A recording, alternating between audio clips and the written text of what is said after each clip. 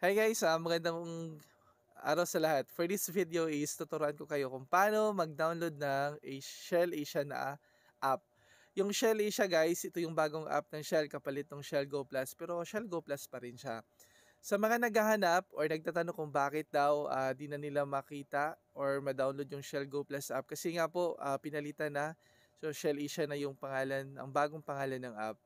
So first is punta lang tayo sa Play Store. Tapos lagay lang natin, search na natin dito is Shell Asia, yan. And tapos ako guys, naka-download na ako ng Shell Asia dati, no, nung July. At ito na siya. So open na lang natin. Then dito sa screen makikita natin, may nakalagay dito, welcome to Shell Go Plus.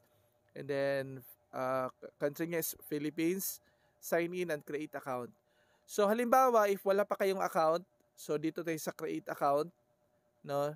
Silipin natin dito. Nakalagay yan yung mga nakasulat. I confirm that I am above 18 years old. I read accept blah blah blah. So kayo na lang yung magbasa guys ha. Tapos check nyo lang yan lahat. And then accept, then sunod-sunod na yan. Okay? So pero sa kagaya ko guys na may account na sa Go Plus dati.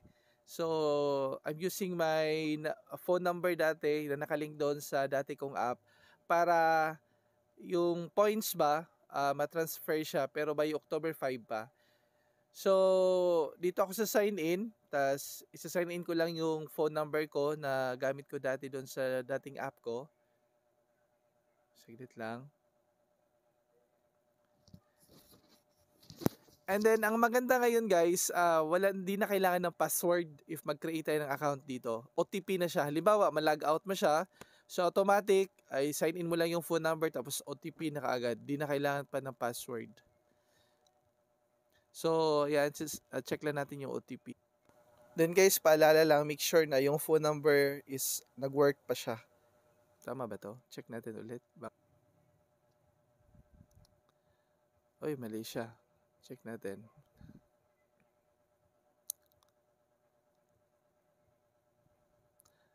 So, ayan. Pagbukas natin dito, ito lang yung laman niya.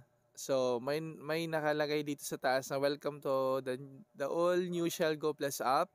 Use your new app to earn points and enjoy our best rewards, new offers, and enhanced features. Your points from the previous app or ito yung Go Plus app dati will be transferred by October 5.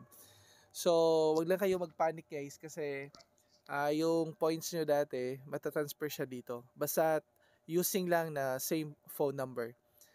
So, dito, maraming